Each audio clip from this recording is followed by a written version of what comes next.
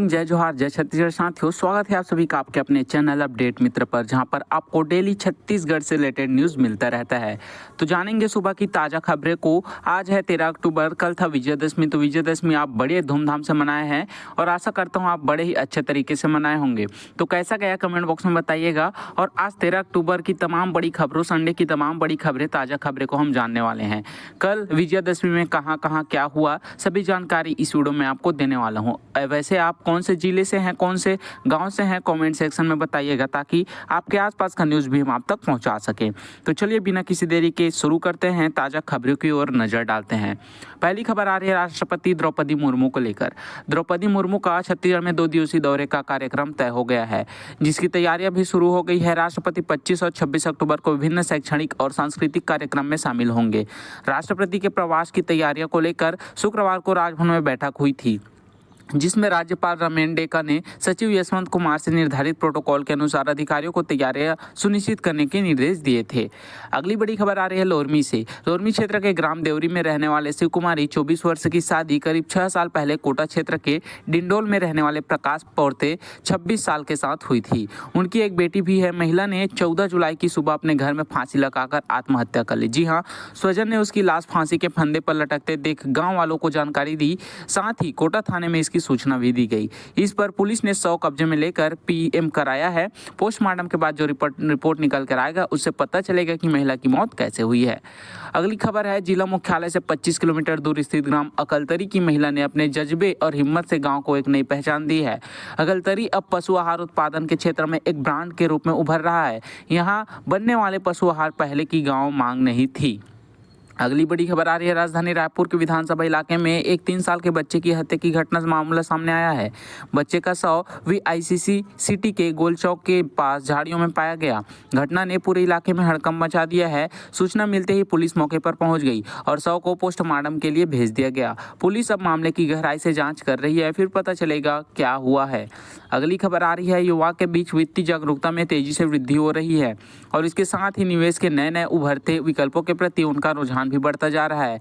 खासकर thematic mutual funds में systematic investment plan SIP बोलते हैं, जिसको करना शहर के युवाओं के बीच काफ़ी लोकप्रिय हो रहा है। पारंपरिक बचत योजनाओं के बजाय अब युवा अपनी पसंद और रुचियों के अनुसार विभिन्न उद्योगों और थीम पर आधारित म्यूचुअल फंड्स में निवेश कर रहे हैं।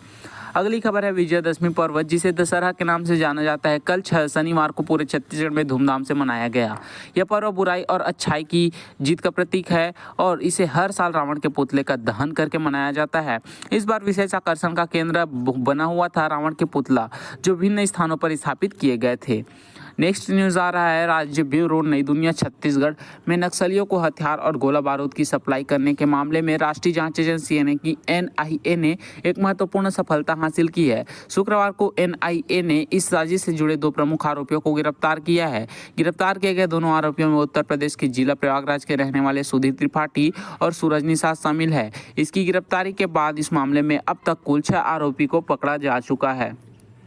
अगली खबर आ रही है 9 दिन देर से आया मानसून, तय समय से एक दिन पहले ही विदाई शुरू हो गई। जी हां, शुक्रवार को मानसून की वापसी शुरू हो गई थी।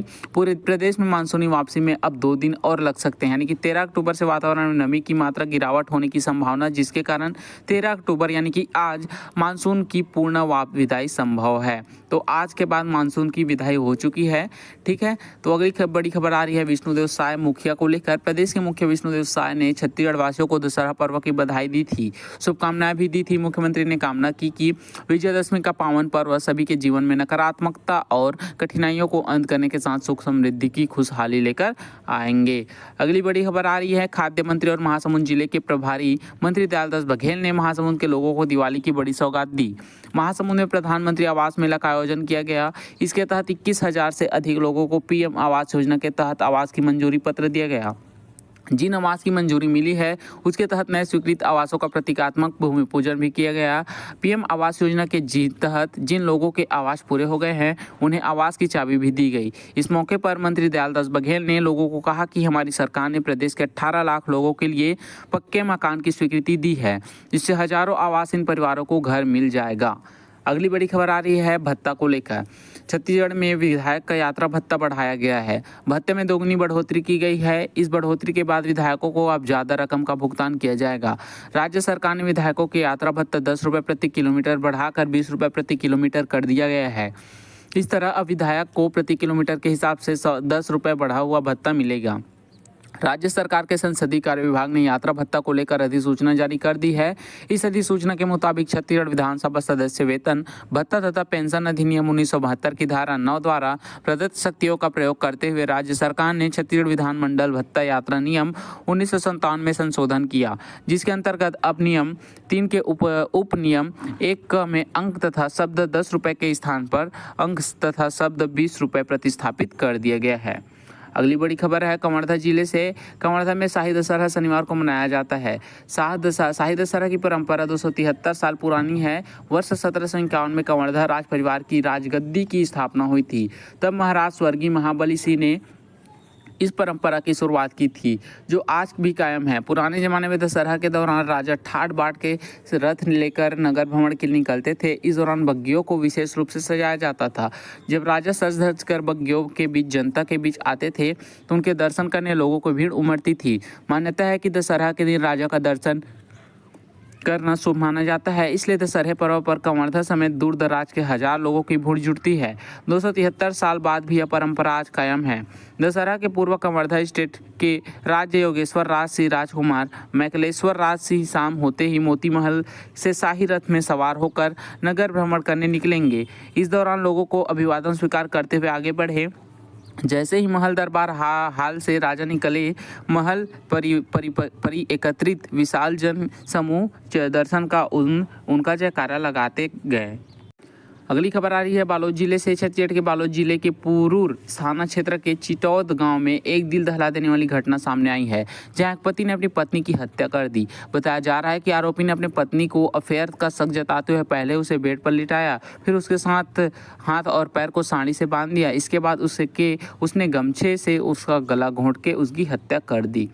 अगली खबर आ रही है बिलासपुर रतनपुर क्षेत्र के ग्राम लखनराम में रहने वाले सुखमनी केवट गृहिणी है। शुक्रवार के दोपहर उनकी भाई बहू पुष्पा केवट ने उन्हें फोन कर बताया कि पड़ोस में रहने वाले शिव कुमार साहू और पत्नी मीना साहू गाली गलौज कर रहे हैं।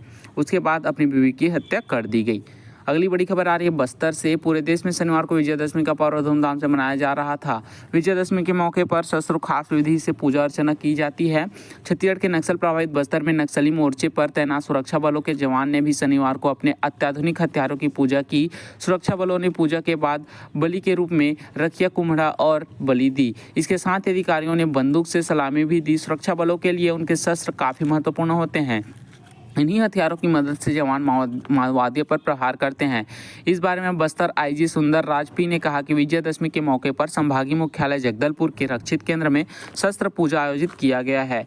इस अवसर पर पुलिस के सभी अधिकारी, जवान और उनके परिजन मौजूद रहे हैं। सभी ने मां दंतेश्वरी देवी का आशीर्वाद लिया। जैसे पहले बस्तर पर देवियों का आशीर्वाद रहा है, वैसे ही आगे भी बना रहे, जिसे बस्तर पुलिस निरंतर वही काम करे और क्षेत्र में शांत और विकास का गति मिलना प्रारंभ हो जाए।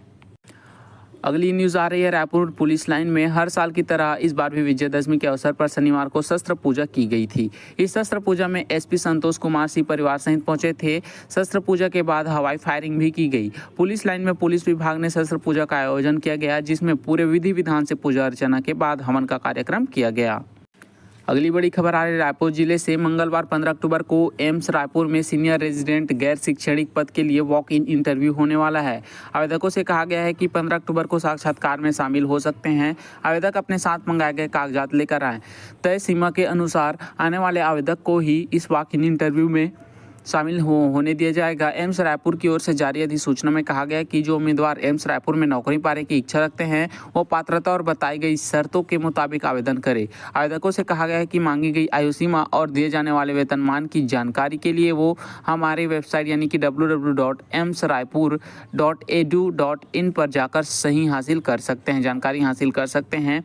एम्स रायपुर में कुल 82 पदों पर भर्तियाँ होनी है। सभी पदों के लिए संविदा नौकरी है। आवेदकों को वॉक इन इंटरव्यू में 15 अक्टूबर को शामिल होना होगा। कार्यस्थल में भी रायपुर एम्स होगा। एम्स की ओर से जारी नोटिफिकेशन में कहा गया है कि आवेदक को मान्यता प्राप्त विश्वविद्यालय या संस्था से संबंधित कोर्स में डिप्लोमा होना जरूरी है। सैलरी के तौर पर चयनित उम्मीदवार को 70,000 प्रति माह वेतन दिया जाएगा। इसके साथ ही हाउस रेंट भी दिया जाएगा।